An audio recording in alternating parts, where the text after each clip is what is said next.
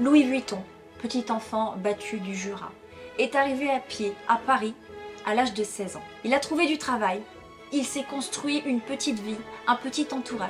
Et aujourd'hui, son amie la plus proche devient l'impératrice des Français. Un jour à la boutique, Maréchal reçoit la visite d'un fournisseur.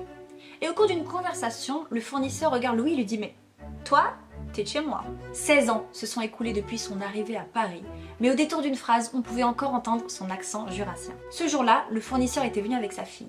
Et pendant qu'il faisait ses affaires avec Maréchal, elle faisait la conversation à Louis. Le rendez-vous se termine et à peine la porte refermée, Louis dit à Maréchal « C'est elle que je veux épouser ». L'enthousiasme de Louis s'explique de plusieurs manières. Déjà, il avait 30 ans passés et il était resté super sérieux, il n'avait eu qu'une courte histoire d'amour.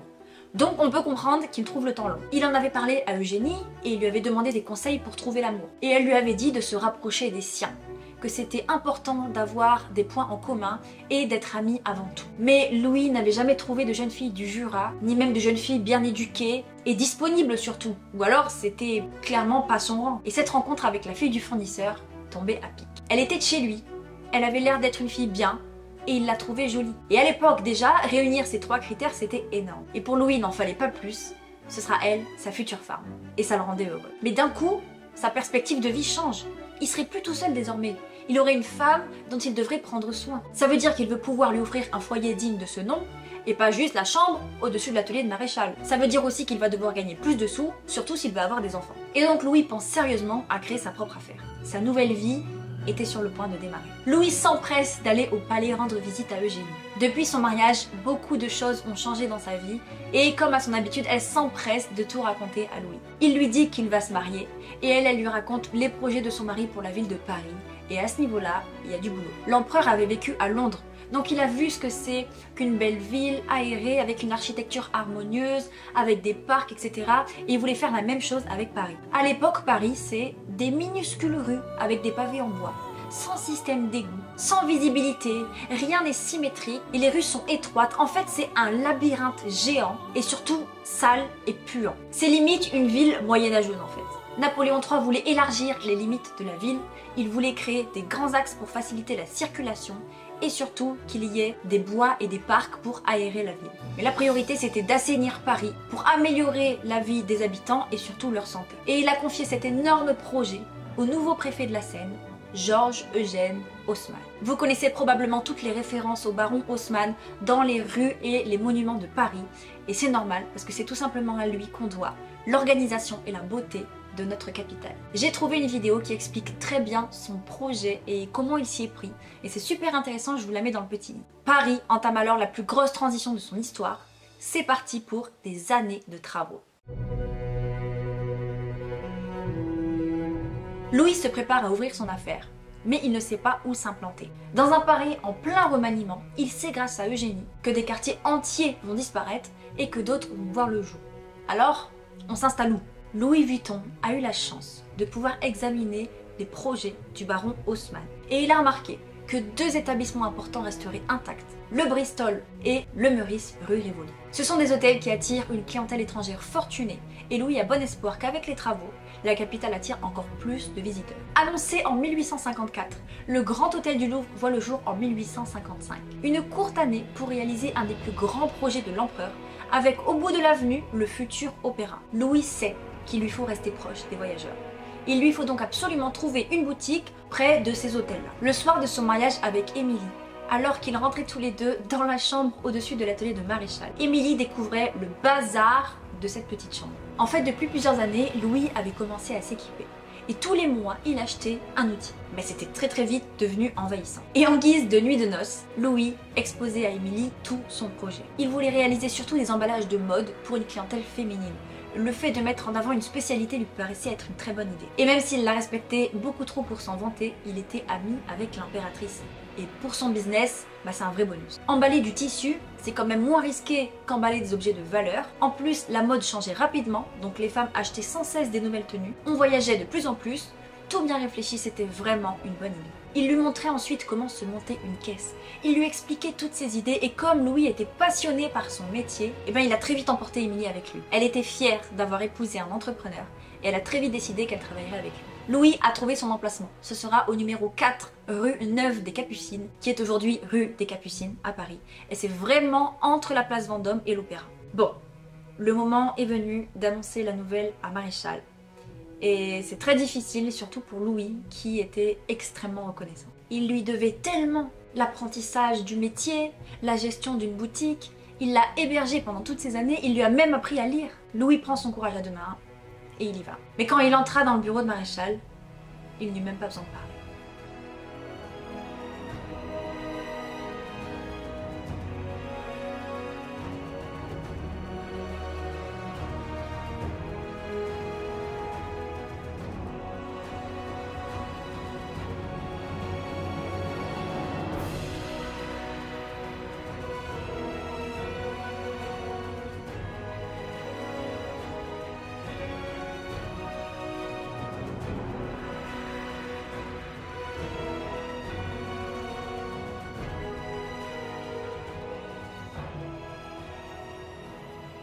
Louis quittait l'établissement de Maréchal avec un pincement au cœur. Fallait bien vivre sa vie. La boutique était tout en longueur, ce qui lui permettait d'avoir une grande exposition sur la rue. Émilie se chargea de décorer un peu et ils inscrirent sur la devanture le nom de Louis Vuitton. Une semaine après l'ouverture, Eugénie vint leur rendre visite. C'est l'impératrice en personne qui s'est déplacée pour féliciter Louis et sa femme. Et évidemment, sa visite n'est pas passée inaperçue. Comme elle l'avait promis, Louis Vuitton a toujours été et restera toujours son emballeur attitré. La meilleure pub qui soit. Louis travaillait tout le temps. Il s'occupait personnellement d'emballer les affaires de l'impératrice pour chacun de ses déplacements, et il y en avait beaucoup. Et maintenant, il avait toute une clientèle fortunée qui se bousculait pour s'offrir ses services. Il était aussi souvent que possible à la boutique et quand il pouvait, il passait à l'atelier. Parce que oui, il a dû ouvrir très vite un atelier sur le côté pour former en continu des nouveaux ouvriers aux meilleures techniques. Et en plus de ces semaines extrêmement chargées, Louis passait tous ses dimanches matins seul à l'atelier et il cherchait une façon d'améliorer ses caisses. Il savait qu'il pouvait faire mieux. Il décida d'utiliser du peuplier, un bois qu'il savait plus léger et plus résistant, qui encaissait les chocs avec souplesse, pliant mais ne cassant jamais. Il avait décidé de consolider sa caisse avec un cerclage de fer et de renforcer la base avec du hêtre. Et il voulait entoiler sa caisse à l'intérieur et à l'extérieur, là où ses concurrents laissaient le bois brut.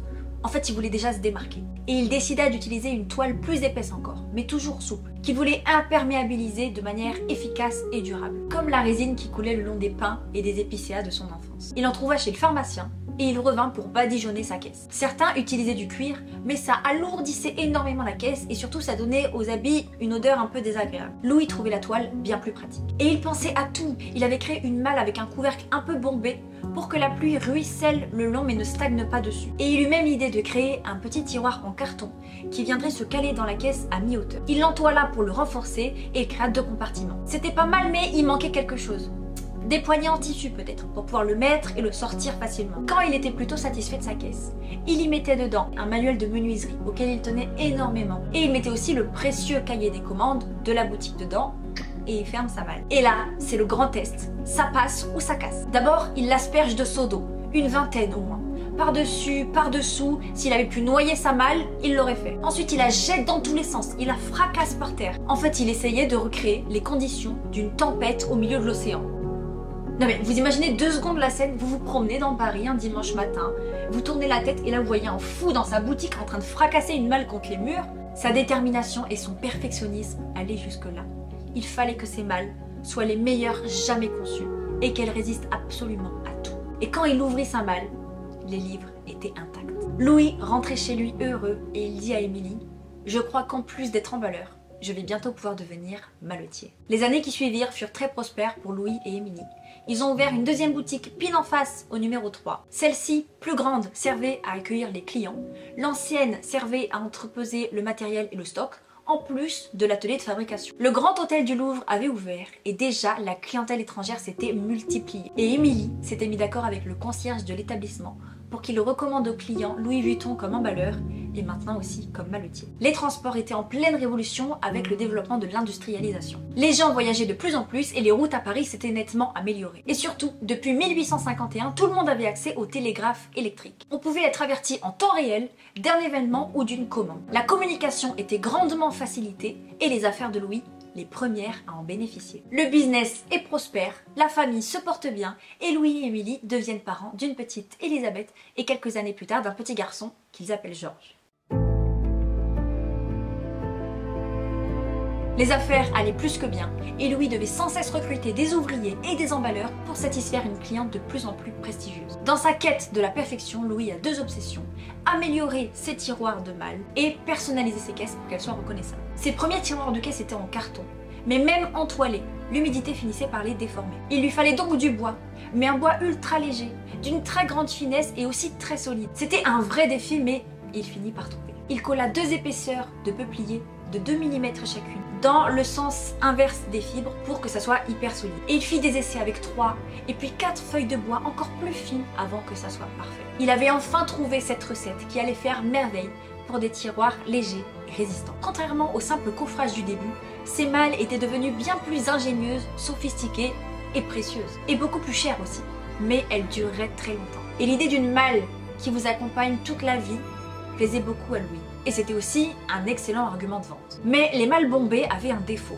On ne pouvait pas les empiler. Il lui fallait donc trouver une malle avec un couvercle plat et qu'elle soit totalement imperméable. Mais comment chasser l'eau si le couvercle est plat? Il décida de tout changer et de repartir de zéro. Avec du peuplier, il crée une structure avec un couvercle plat. À l'intérieur, il tapisse le fond et les côtés avec de la toile de lin. Pour l'extérieur, ce sera toile de chanvre et peinture à l'huile. L'assemblage des deux donnait une protection très résistante et surtout un isolant thermique pratique pour les longs voyages. Il avait placé des renforts en laiton autour de la malle pour solidifier la structure et pour que la toile ne subisse aucun accroc. Louis réalisa que pour obtenir ce qu'il voulait, il fallait du temps. Beaucoup de temps. C'était environ 6 semaines de séchage, rien que pour que la toile peinte durcisse. Louis voulait que l'on reconnaisse ses malles.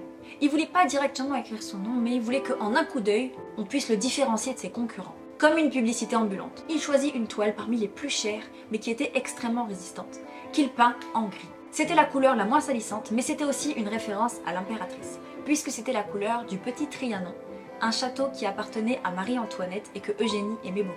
La malle était reconnaissable, elle était bien équilibrée et solide surtout, et elle avait la qualité d'être imperméable. Louis, qui avait remarqué que les tiroirs en bois plaisaient beaucoup, créa un autre tiroir avec un jeu de casier très intelligent pour que chaque client puisse adapter l'organisation de sa malle en fonction de son voyage. Des nouveaux compartiments donc, et aussi avec des rubans pour maintenir les affaires bien en place. En fait, quand on y pense aujourd'hui, si dans nos valises on a des clips, c'est parce que c'est Louis Vuitton qui les a inventés.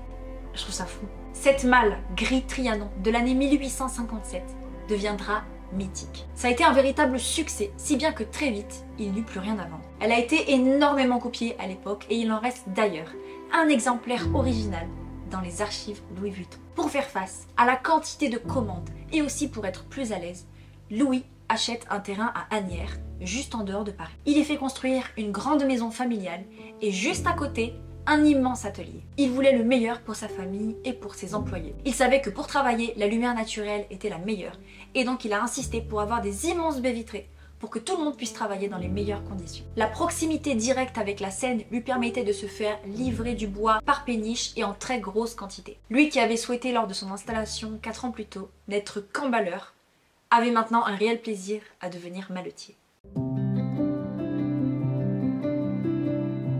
Napoléon III avait réussi son pari. Paris était devenue une ville magnifique et les touristes du monde entier venaient visiter cette ville dite la plus belle du monde. On était bien loin du Paris sombre, sale et dangereux que Louis avait découvert à son arrivée. Elle était devenue la fierté de la France. Mais cette surenchère du luxe n'était pas au goût de tout le monde et la colère commençait à monter chez les Français. L'empereur a 62 ans et son état de santé inquiète, à tel point qu'on s'interroge sur sa capacité à gouverner.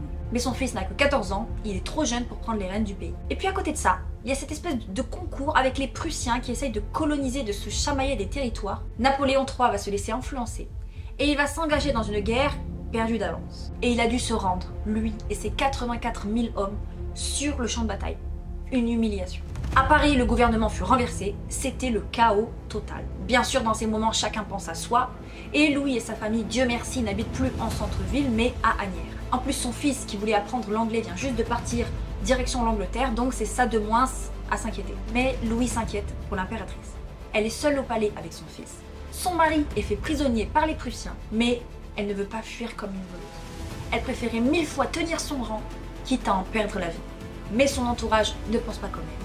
Et ils organisent sa sortie discrète pour l'éloigner rapidement du palais. Palais qui fut envahi par les Français, qui voulaient proclamer de force la République, la ville à feu et à sang. L'impératrice s'est réfugiée en Angleterre et elle a écrit une lettre directement à l'empereur prussien pour le supplier. Et il a fini par libérer Napoléon III et ses hommes. Pendant tout ce chaos, ce que je vous ai pas dit, c'est que l'atelier d'Asnières, exactement comme pendant la Seconde Guerre mondiale, était occupé par les Prussiens. Donc Louis, sa femme et sa fille s'étaient réfugiés à l'étage, et en bas, des hommes vivaient dans leur maison. Ils dormaient dans leur chambre, ils mangeaient leur récolte, Louis leur préparait à manger. On est où là?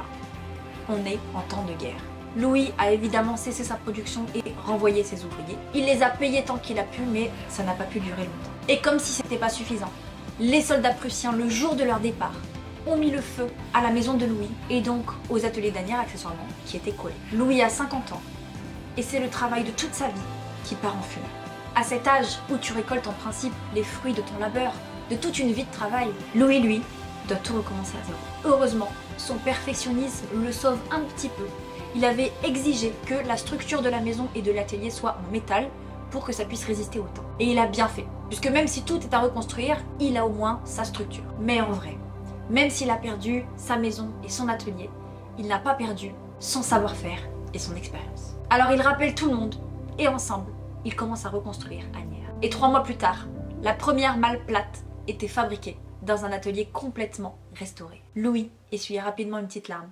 Il était fauché, mais la vie pouvait reprendre son cours. Pour relancer ses affaires, Louis ne devait pas tarder. Il décida de retirer toutes ses boutiques sur Paris et de tout rassembler en une seule grande boutique, rue Scribe. Elle était 5 fois plus grande que la précédente. Il avait une vitrine de 11 mètres de large. C'était la plus belle boutique qu'il ait jamais eue de sa vie. Les étrangers commençaient à revenir à Paris. On entrait dans la Troisième République. La France n'avait pas fini de briller. Mais l'époque avait changé. Le peuple en avait marre des excès du luxe. Les femmes avaient abandonné les robes très volumineuses et les froufrous pour une mode plus près du corps. En plus, désormais, les couturiers disposaient de leur propre service d'emballage. Donc Louis ne s'en sortait que en vendant ses malles. Le voyage était devenu très à la mode et Louis commença à réfléchir à une sorte d'armoire portative qui, il en était sûr, séduirait aussi bien les femmes que les hommes. Cette malle verticale, qui s'ouvrait comme la porte d'un placard, comprenait à gauche une penderie rétractable et à droite des compartiments et des tiroirs pour le petit linge et les accessoires. Et tout en bas, il y avait un casier où pouvait loger une dizaine de paires de chaussures. Elle ne manqua pas d'attirer tous les passants quand elle fut installée en vitrine et le jour même, un client est rentré dans la boutique en disant « Oh, it's a wardrobe !» Et Louis, « Oui monsieur, c'est un wardrobe. » Le nom était trouvé. Cette malle armoire a eu un succès fou. Elle exigeait un savoir-faire unique et des trésors d'ingéniosité qui la rendaient incopiable. Et elle reste encore aujourd'hui une pièce emblématique de chez Vuitton. Georges, le fils de Louis, aussitôt rentré d'Angleterre, se mit à travailler avec son père. Louis voulait lui transmettre sa dextérité et son esprit d'invention. Par chance, Georges était passionné par le métier. Il reprendrait l'entreprise familiale et lui apporterait un nouveau souffle. Petit à petit, Louis Vuitton se retirait des affaires pour laisser place à son fils qui avait une ambition à toute épreuve. Il voulait conquérir l'Angleterre et le marché américain. Et Louis, lui, il voulait maintenant profiter d'une vie plus tranquille, même s'il pouvait s'empêcher de réfléchir et de donner des idées. Il faut savoir que Louis et Émilie ont perdu 4 enfants au total. 3 fausses couches et la petite dernière à l'âge de 6 ans. Louis avait écrit une lettre à son ami Louis Pasteur, connu à l'époque pour ses recherches, mais il n'avait rien pu faire pour sauver sa petite de la scarlatine. 2 ans plus tard, Émilie, qui n'avait pas réussi à surmonter son chagrin, mourut. Louis a 64 ans. Il s'est rendu en Angleterre pour visiter la nouvelle boutique Louis Vuitton, mais pas que. Il avait écrit une lettre à l'impératrice, après toutes ces années. Il ne s'était pas revu ni écrit depuis ce jour chaotique de la chute de l'Empire. Eugénie, qui avait perdu d'abord son mari et puis ensuite son fils, portait le deuil.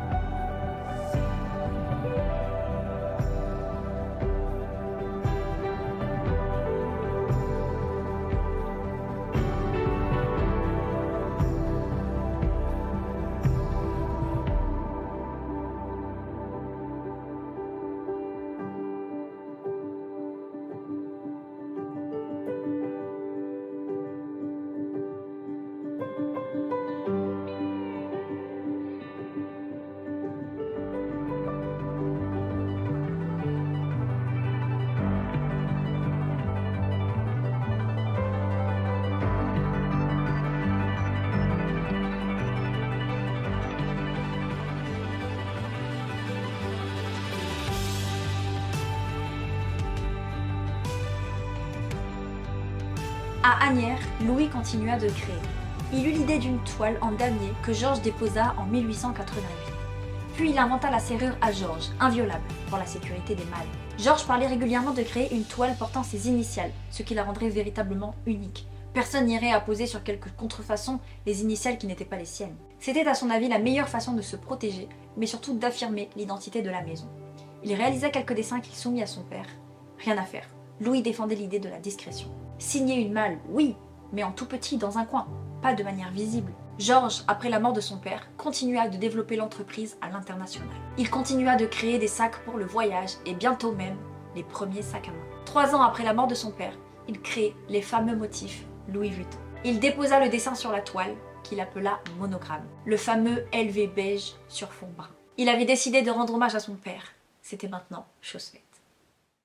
Voilà, vous savez tout de la réussite de Louis Vuitton. Et je trouve qu'il y a tellement de leçons à tirer de cette histoire, mais j'en retiendrai surtout 2. La première déjà, et qui rejoint pas mal de créateurs qu'on a vus ensemble, c'est à quel point là d'où on vient ne définit pas là où on va. C'est pas très bien dit, mais je pense que vous avez saisi. J'ai toujours été persuadée que les avantages ou les handicaps avec lesquels on débute notre vie avaient un vrai impact sur la suite. Mais en fait c'est faux. Ça peut te faire gagner du temps ou ça peut te retarder un peu. Mais si t'as vraiment décidé d'aller là, aujourd'hui je suis persuadée qu'il n'y a rien qui peut t'en empêcher.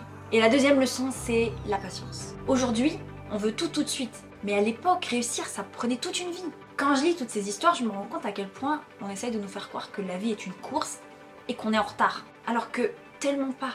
Aujourd'hui, j'ai 25 ans. Mais si on regarde Louis à 25 ans, il travaillait chez Maréchal. Il était seulement en train d'apprendre. Et il avait même pas de chez lui. Donc je pense qu'il faut travailler à ses objectifs. Mais aussi comprendre que certaines choses prennent du temps. Je vous le dis, j'ai adoré cette histoire. Ça m'a littéralement pris 2 jours pour lire cette biographie. Et vous le savez ou peut-être pas, mais ma créatrice préférée c'est Coco Chanel. Pour plein de raisons, mais aussi pour son caractère bien trempé. Mais je vous promets que l'histoire de Louis Vuitton est de loin celle qui m'a le plus touchée. J'espère sincèrement que cette histoire vous a plu à vous aussi et que vous avez appris des choses. Si ces vidéos vous plaisent, mettez un petit pouce, ça m'encourage vraiment à continuer.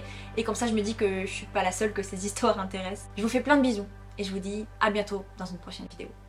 Ciao!